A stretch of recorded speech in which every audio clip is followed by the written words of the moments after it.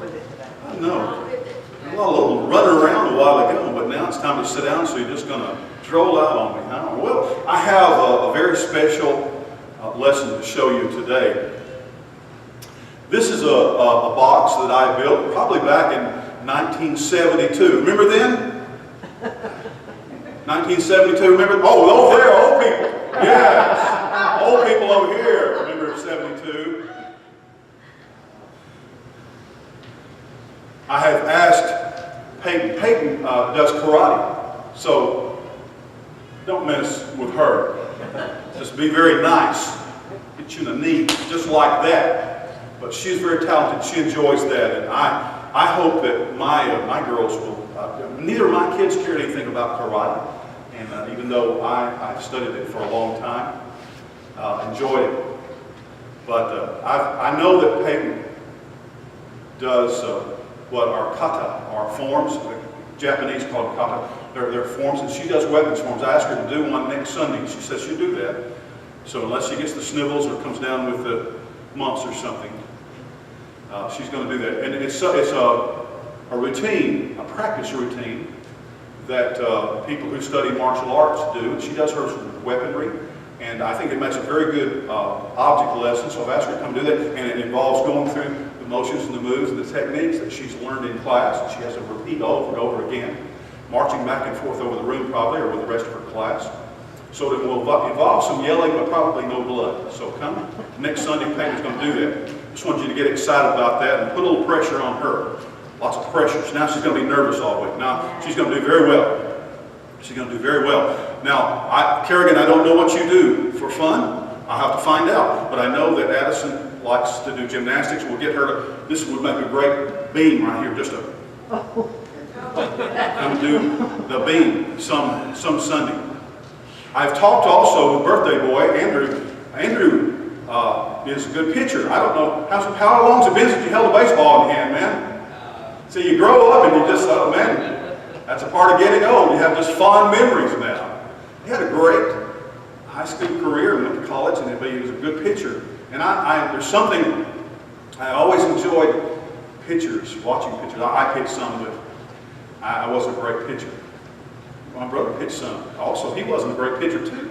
But he was just so big, they would just get up there like, oh my gosh, if he hits me, I'm killed. And so that really was a big advantage for him. He was always about this much taller than everybody else on his team. But Andrew can throw that, what we used to call, he's a jump pitcher. He got probably good fastball. I want to talk to you about the pitching of curves. It's a good move in Clint Eastwood called Trouble with Curve. If you hadn't seen that, excellent move, Trouble with Curve. Now, I started doing magic when I was around 12 years of age. So actually my brother helped me build this, and I didn't know if he wanted me to tell you that or not. He's handyman Dan now, but when he was about 10 years old, he wasn't handy at all. But I'm not going to blame, if you get a chance to look at this box, and I think it probably looks, doesn't it look great? That's a great looking magical piece of equipment right there. A magical box. But if you come up here and examine it, the door will not even shut. See right there? The door won't shut. There's a tack over here and another pin here, and I used to have like a hook that I could at least close the door, but I gave up on that. Painted it black, so paint anything black. You know, if you wear black, kind of slims you down. That's why this big white shirt makes me look like I've been to a bazaar. But this is probably the very first magic trick. And by the way, handyman is very handy now. He could probably make this box where it would just look like a piece of furniture now. But all we had was a skill saw and a hammer, I think, and a screwdriver maybe. Got some old hinges, they don't even fit well.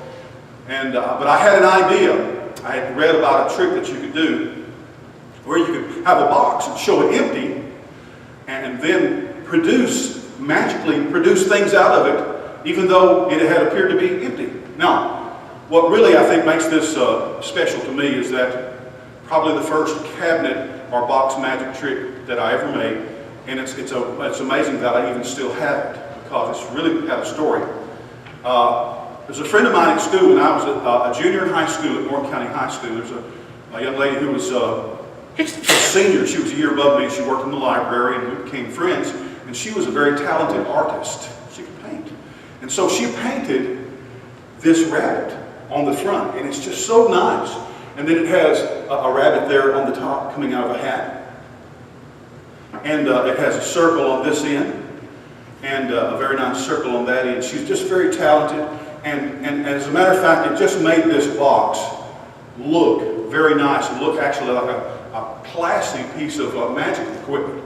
I kind of feel like this box tells a story of me in a way, because I've always been a little awkward, clumsy, ragged, and jagged around the edges, and wondered, you know, if I fit in, if I was the right thing for this job, or if I appealed, or you know, if I fit in, if I would serve well, you know.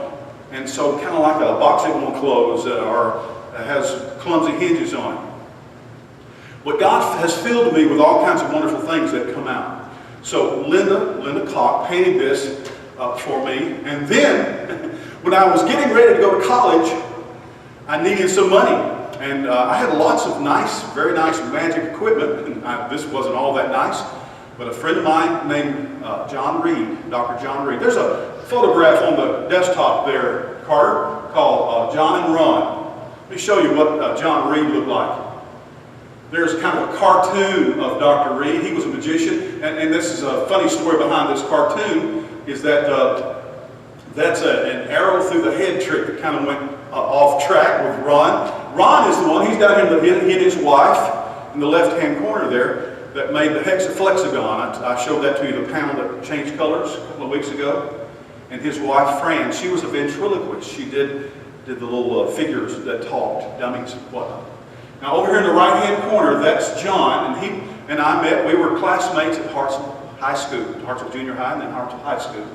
And he became later on Dr. John Reed, and was a very famous magician. And when I was trying to get some money together to go to college, and I was soon to be married and other things like that, John came and he bought almost all of my magic equipment, and he bought this from me. I hope I didn't charge him more than $10 for it, but he bought all of my stuff, and I had some very nice things. A few years ago, I was invited to do a magic show for the Civitan Club in Decatur, and they did a magic show at the Princess Theater, and one of the greatest thrills of my life as a magician was to be able to perform magic on the stage at the Princess Theater. But John Reed, Dr. John Reed, asked me, he says, after the magic show Saturday, would you marry me and my fiancée? He was going to get married. I'm a preacher and really not a magician at all. And I said, I'd be delighted. Ron was his best man. And we got up there on the stage at the Princess Theater, and we had a magician's wedding ceremony with magic tricks and doves coming out of nowhere and things like that. And John wanted to thank me for marrying him, and he gave me a package, and inside that package was this box.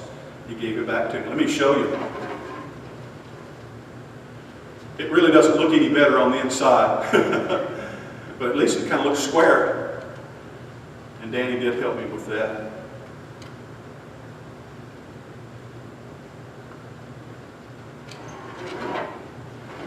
As I said, this trick, there's no telling where it's been, what it's done, what kind of audiences it has seen.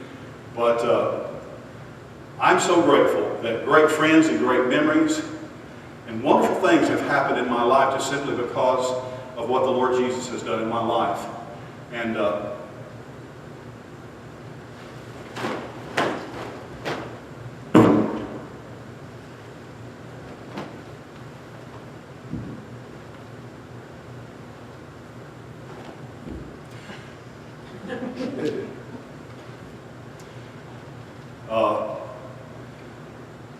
God has filled my life with many wonderful things, a life that I could say was empty. And I'm so grateful. He still puts stuff in me all the time. God is always pouring some good things into me, wonderful things. And I sometimes just look into my life and my family, my friends, or my church, people I know, things that I've been able to see that God has, if I had never known Him, if I'd never given my life to Jesus when I was 14 years of age, there's not enough magic or magic tricks in the world to have made me happy. But just wonderful things He's filled in my life. A life that was empty. A life where the door wouldn't even shut, or the hinges were about to come off. But He painted me up, put some wonderful artwork, filled me up with wonderful people and things. So I hope that you, when you become of age, you will give your life to Christ. I think it's there are many things in the world that people think might make them happy or that might fill the emptiness in their life. I can guarantee you that knowing Jesus does that. All right? Thank you very much. Thank you for letting me share the story. And Dr. John has gone home now. He's no longer living. So I'll do this trick in memory of him today.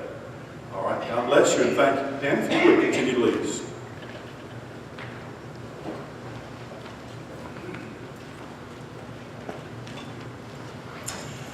Hymn number 4.